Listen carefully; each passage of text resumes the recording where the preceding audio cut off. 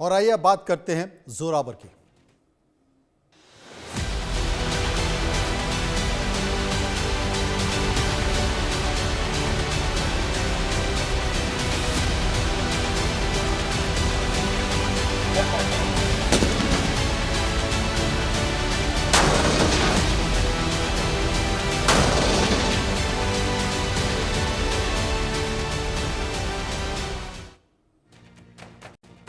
जोरावर, जी हां, जोरावर से एलएसी पर भारत की ताकत बढ़ने वाली है। भारत का वो महायोद्धा मिलने वाला है जिसकी गर्जना से ही जिनपिंग की सेना थर-थर कांपने लगेगी। उसकी दहाड़ से दुश्मनों की नींद उड़ जाएगी। भारत के इस नए जंगबाज का नाम है जोरावर।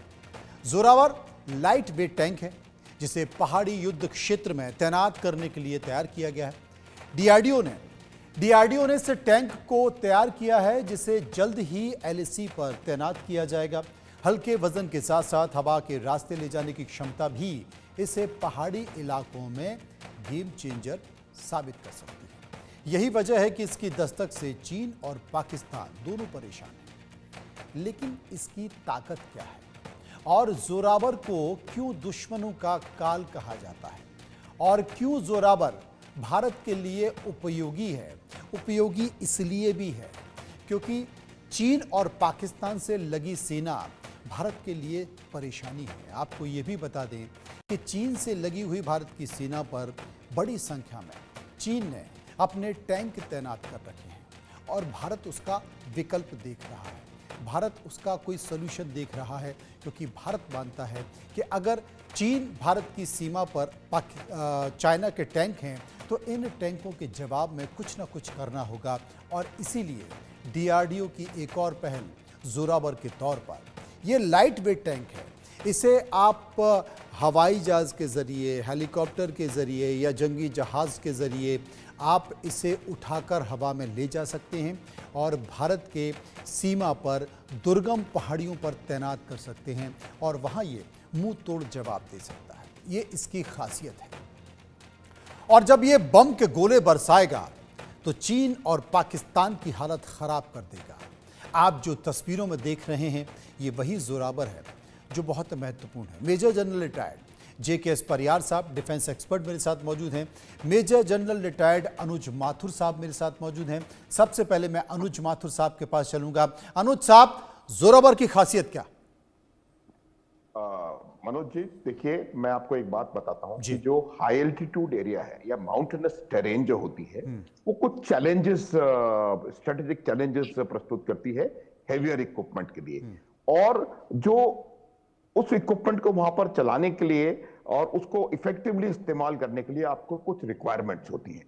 जोरावर एक इस प्रकार का टैंक बनाया गया है जो कि उन तमाम हाई एल्टीट्यूड के चैलेंजेस को और स्ट्रेटेजिक जो डिफिकल्टीज हैं उनको नेगेट करता है। देखिए, सबसे बड़ी चीज होती है कि जो हमारे अभी के प्रेजेंट मेन बैटल टैंक्स हैं जो कि हमने वहां भी मॉडिफाई करके लगाए हुए हैं, T-72 या T-90, ये T-72 और T-90 बहुत भारी टैंक हैं और उससे क्या होता है कि और भारी भी है और बड़ा है। तो जो पहाड़ी इलाकों में सड़कें नैरो होती हैं, उनके स्टीप टर्न्स होते हैं सड़कों में, उसको वजन झेल पाने की हालत कम होती है। तो ये देखते हुए इस बात को सोचा गया था कि वहां पर एक इस प्रकार का टैंक लगाया जाए जो कि जिसका वजन कम हो ताकि वो आसानी से नेगोशिएट कर सके। देखिए, दो तीन चीजें इसमें बहुत जरूरी हैं। सबसे जरूरी चीज है इसका high power to weight ratio. जो पावर टू वेट, देखिए आर्मर जो टैंक होता है, टैंक में तीन चीजें बहुत इंपॉर्टेंट प्राइमरी चीजें होती हैं: मोबिलिटी, फायर पावर और प्रोटेक्शन। और आपको ये तीनों चीजें इंट्रिकेटली एक दूसरे से रिलेटेड हैं और उसमें अगर आप मोबिलिटी बढ़ाएंगे तो कहीं ना कहीं आपको फायर प्रोटेक्शन से या फायर पावर से आपको कॉम्प्रोमाइज करना पड़ेगा। तो ये एक ऐसा कॉम्बिनेशन निकाल करके डीआरडीओ और एलएनटी ने मिला करके बनाया है जिसमें कि आप higher weight, power to weight ratio की वजह से ये बहुत स्टीप ग्रेडियंट्स को नेगोशिएट कर सकता है और बहुत तेजी के साथ हरकत कर सकता है। दूसरी इसकी खासियत है एक बहुत जबरदस्त आर्मर प्रोटेक्शन। अब देखिए, प्रोटेक्शन आपको किससे चाहिए? अब खास करके पहाड़ी इलाके में टॉप अटैक म्यूनिशंस के साथ प्रोटेक्शन चाहिए। आज की तारीख में जो आप देख रहे हैं पूरी दुनिया में जो लड़ाइयां चल रही हैं, सबसे ज्यादा खतरा ड्रोन्स के साथ है। इसको स्पेसिफिकली डिजाइन किया गया है कि ये ड्रोन के द्वारा अटैक्स को ये नेगेट कर सके। तीसरी चीज होती है कि जो रिमोटली पायलटेड म्यूनिशंस होते हैं, तो वो म्यूनिशंस से भी बचाव करने के लिए इसको प्रोटेक्शन दिया गया है। तो ये तीसरी बात। तीसरी चीज ये होती है कि ये क्योंकि छोटा है और इजीली ट्रांसपोर्टेबल है, आपने बताया, आपने उसमें इजीली ट्रांसपोर्टेबल है, सड़क मार्ग से ले जा सकता है, वायु मार्ग से ले जा सकता है, ट्रेन में तो खैर जा ही रहे हैं। तो मेरा कहने का मतलब ये है कि ये आपकी लॉजिस्टिक्स की समस्या को बहुत बहुत हद तक उसमें उसको नेगेट करता है। एक और आवश्यकता होती है, देखिए जब आप हाई एल्टीट्यूड एरिया में ऑपरेट कर रहे हैं तो उस समय रेरिफाइड एयर की वजह से वहां पर के वेपन सिस्टम्स की एक्यूरेसी के ऊपर डायरेक्ट असर पड़ता है। जो प्रकार का आर्मामेंट इस टैंक के ऊपर माउंट किया गया है, 105 मिलीमीटर की जो स्मूथ बोर गन है जो कि एंटी टैंक गाइडेड मिसाइल्स को भी फायर कर सकती है, इसमें हमने और जो सेकेंडरी आर्मामेंट है वो भी इस प्रकार से लगाया है जो कि काफी हद तक जो रेरिफाइड एटमॉस्फेयर और ऑक्सीजन की कमी के कारण जो आपकी एक्यूरेसी पर असर पड़ता है उसको नेगेट करती है। आप देखिए ओवरऑल ये एक बहुत अच्छा प्लेटफॉर्म है जो कि आपको शॉक एक्शन और जो दुश्मन को वहां पर एरिया डिनाइल के लिए बहुत बेहतरीन तरीके से काम आएगा। एक और इसमें एक दो खासियत और हैं कि इसमें electronic support measure, electronic counter measure और इलेक्ट्रॉनिक काउंटर मेजर्स की बहुत अच्छे इसमें प्रोविजंस दिए हुए हैं। उससे क्या होता है कि आपको एडेड प्रोटेक्शन मिलता है। आप दुश्मन के जो उनके गाइडेड वेपन सिस्टम्स हैं उनको नेगेट कर सकते हैं। इसके अलावा इसमें और भी कई किस्म के इसमें चीजें दे रखी हैं, जैसे कि एक ऑटोमेटिक स्मोक डिस्पेंसर है। वो स्मोक डिस्पेंसर से आप एक स्मोक स्क्रीन बना सकते हैं जो कि आपका जो मूवमेंट है उसको कवर कर सकता है। ऑल इन ऑल ये एक बहुत सेफ और बहुत फास्ट मूविंग मनोवरिंग प्लेटफॉर्म है जिसके अंदर एक बहुत अच्छा आपके एक प्रोटेक्शन सिस्टम लगा करके आपको दिया हुआ है। इसके तीन चार चीजें और मैं आपको बताना चाहूंगा, ये इंपॉर्टेंट है इसलिए मैं थोड़ा समय ले रहा हूं, माफी चाहता हूं उसके लिए। फायर पावर और जो शॉक इफेक्ट है, फायर पावर और शॉक इफेक्ट जो इसका जो कॉम्बिनेशन होता है वो पहाड़ी इलाके में, क्योंकि पहाड़ी इलाके में ये लोगों का माइंडसेट है कि यहां पर आर्मर या टैंक्स यहां पर आ नहीं सकते हैं और अचानक से उस इलाके में आप एक बहुत अच्छी आर्मर्ड स्क्वाड्रन को या टैंक को वहां पर पहुंचा देते हैं, तो एक वो बहुत लिथैलिटी के साथ वहां पर काम कर सकता है। दूसरी बात होती है कि जब इन्फेंट्री को सपोर्ट देना है तो कई जगह ऐसी हो सकती हैं जहां पर कि आपका जो पैदल सैनिक है उसको आप आर्टिलरी का सपोर्ट, डायरेक्ट सपोर्ट कहीं इफेक्टिव उतना नहीं रह जाता है, तो उस समय आपके साथ ये इस प्रकार के टैंक्स हरकत करते हैं जो कि इन्फेंट्री को आगे से लीड करते हैं और वो वहां जाकर के immediate fire support direct firing role में प्रोवाइड कर सकते हैं और ये एक बहुत ही घातक मेरे ख्याल से आवश्यकता है। उसके अलावा आप इनको इस्तेमाल कर सकते हैं। पहाड़ी इलाके में क्या होता है कि आपकी एवेन्यूज ऑफ अटैक जो होती हैं वो बहुत लिमिटेड होती हैं। आपका अटैक कैन डेवलप या किसी ट्रैक के सहारे या किसी रोड के सहारे या किसी स्पर के along a spur it can be attacks develop होते हैं। तो उन जगहों पर आप इनको डिप्लॉय करके उन एरियाज को डिनाई कर सकते हैं डिफेंसिव रोल में। और आखिरी जो इशू है वो सर्वेलेंस और रिकॉग्निसेंस के अंदर ये बहुत बढ़िया मदद कर सकता है आपके जो फोर्सेस हाई एल्टीट्यूड एरिया में या माउंटेन्स में लगाए हुए हैं।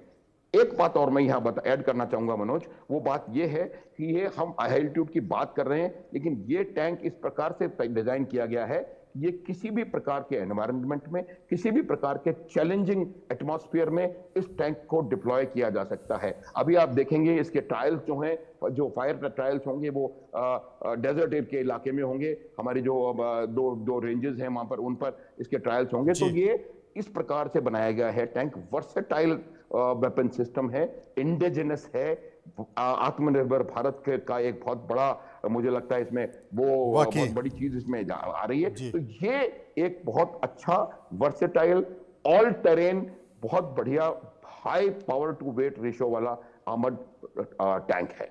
वाकई बहुत महत्वपूर्ण टैंक है। जेकेएस परियार साहब मेरे साथ मौजूद हैं, मैं उनके पास जाऊंगा। उसके पहले एक रिपोर्ट इस पर हमने तैयार की है, उस रिपोर्ट को देखते हैं।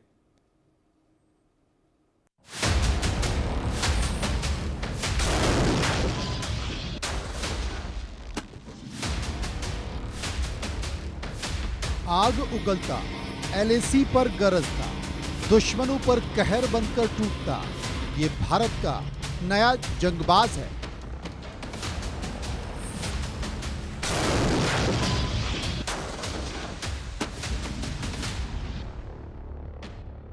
इसका वार असरदार है, ये योद्धा जोरदार है, ये भारत का बाहुबली हथियार है। नाम है जोरावर। जोरावर रणभूमि का वो योद्धा है जो दुश्मनों के लिए काल है। इसकी गर्जना से चीन पाकिस्तान बेहाल है। एलएसी पर सेना की ताकत बढ़ाने के लिए भारत का ये मशीनी योद्धा तैयार है। हिंदुस्तान का ये टैंक पहाड़ों पर दौड़ेगा, दुश्मनों को खदेड़ेगा।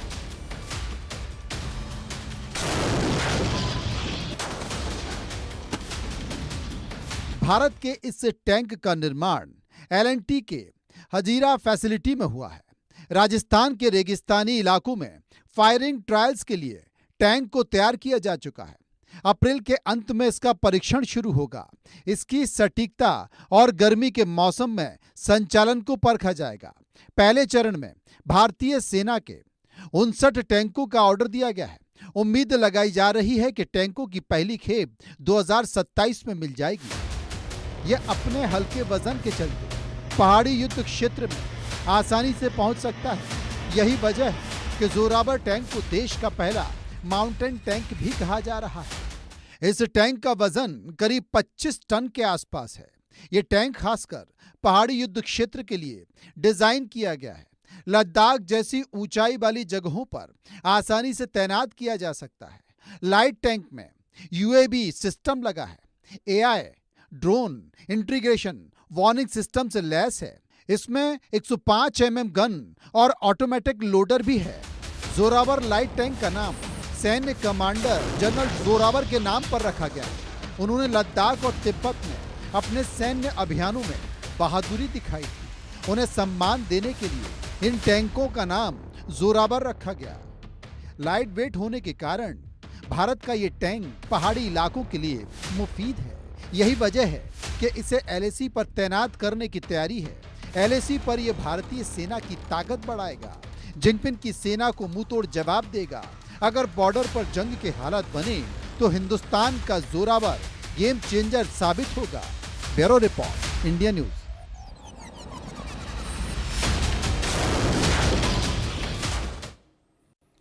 तमाम खूबियां इस जोरावर में हैं, लेकिन इसे बनाने की जरूरत क्या आन पड़ी। मेजर जनरल रिटायर्ड परियार साहब मेरे साथ मौजूद हैं। परियार साहब, चीन ने हिमालय के आसपास भारत की सीमा पर करीब करीब छोटे बड़े 500 टैंक तैनात कर रखे हैं और यही कारण था कि जोरावर जैसे टैंकों की जरूरत आन पड़ी।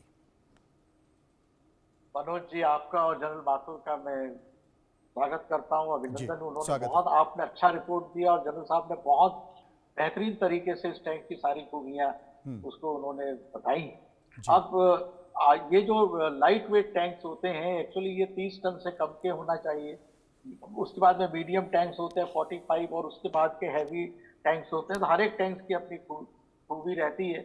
और सेकेंड वर्ल्ड वॉर के बाद से ही हमारे पास में लाइट टैंक्स रहे जो basically not light but medium थे, जो 1960 पहले 47-48 के वक्त में जोजिला में इसको उतारा गया। उसके बाद में 62 के वार में ईस्टर्न लद्दाख में भी वो टैंक्स लेके डिसमेंटल करके फिर वो असेंबल हुए थे। तो भारतीय सेना जो है वो असंभव को संभव करने की ताकत हमेशा दिखाती रही है। और हमारे जो मीडियम टैंक्स थे उन्होंने 65 और 71 के वार में भी बहुत अच्छा काम किया।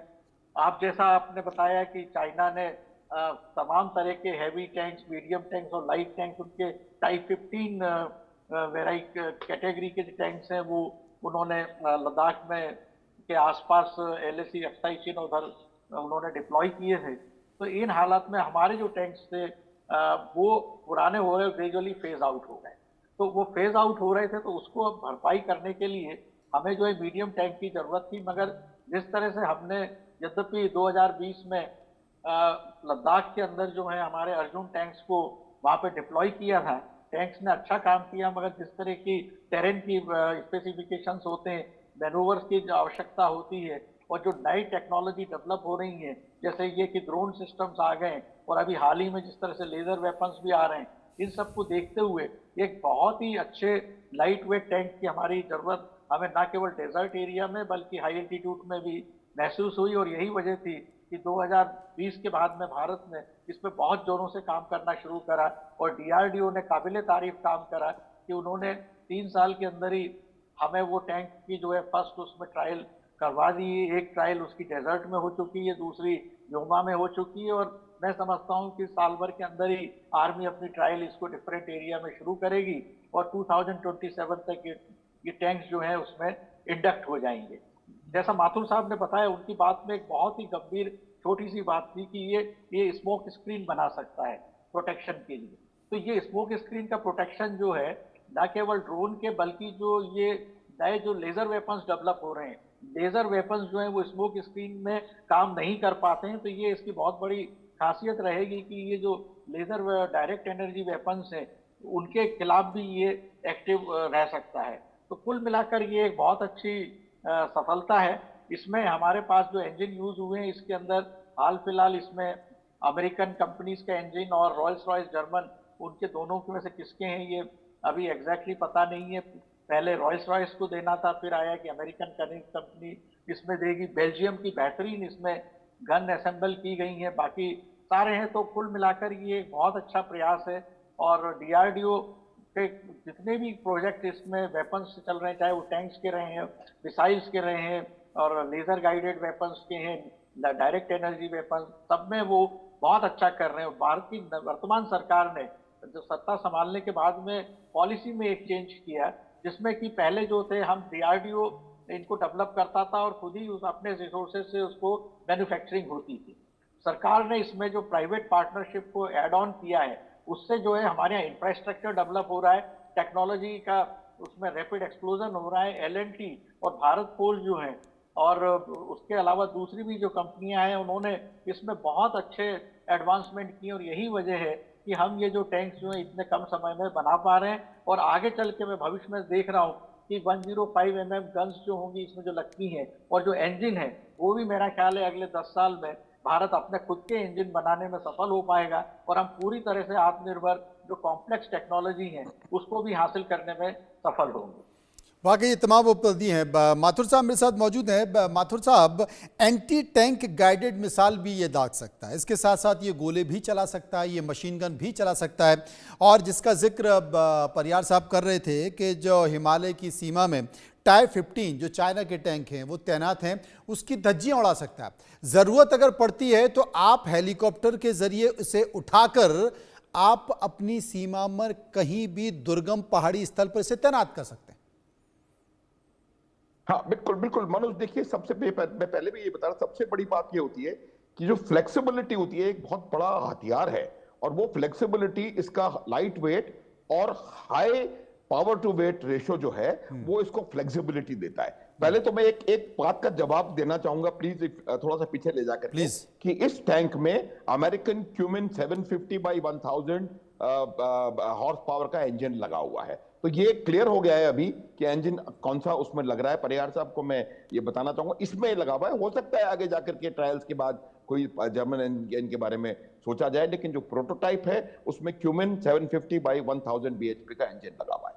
इसकी दो और चीजें खासियत हैं, वो ये है कि ये मिसाइल वार्निंग सिस्टम इसके पास है और इसके पास एक लेजर वार्निंग सिस्टम है कि मिसाइल के और लेजर की जो है वार्निंग आपको इशू कर सकता है। तो जब हम एंटी टैंक गाइडेड मिसाइल की बात कर रहे हैं और जिन हथियारों की बात कर रहे हैं, मैंने यही बताया था कि इसको वर्सेटाइल बनाया गया है। एंटी पर्सनल हथियार इनके पास हैं, एंटी टैंक गाइडेड मिसाइल्स इनके पास हैं और सबसे बड़ी बात यह है कि ये जो प्रोटेक्शन टॉप अटैक म्यूनिशन, क्योंकि पहाड़ी इलाके में क्या होता है कि आपके ऊपर डायरेक्ट अटैक हमला उतना नहीं आता है जितना कि टॉप अटैक म्यूनिशन से आता है, या आज के परिस्थिति में ड्रोन्स के साथ हमला हो रहा है। तो उससे जबरदस्त प्रोटेक्शन इस टैंक को दिया गया है ताकि उससे ये टैंक उसका बचाव कर सकता है। इसमें जो इलेक्ट्रॉनिक काउंटर मेजर सिस्टम्स हैं, देखिए आज की तारीख में पूरी दुनिया में जो अधिकतर वेपन जो वॉरफेयर है वो इलेक्ट्रॉनिक वॉरफेयर या अपना नेटवर्क सेंट्रिक वॉरफेयर